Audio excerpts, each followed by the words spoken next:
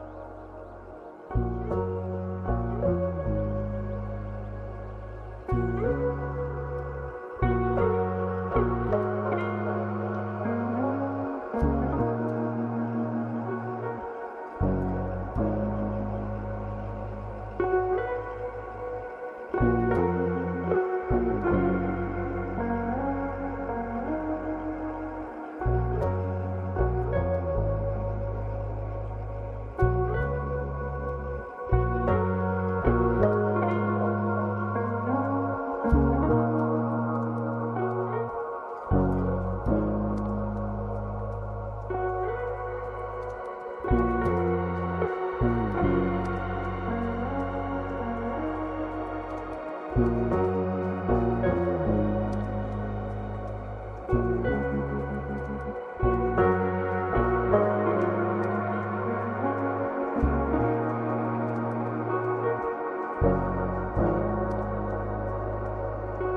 do hope you learned something. If you did, please like, comment, and subscribe maybe. But please especially comment, because I love learning how you learn, and it helps me help you learn more, which helps us all. And it's always nice to help the world be a bit more smarter, especially around my favourite subject. So thank you very much.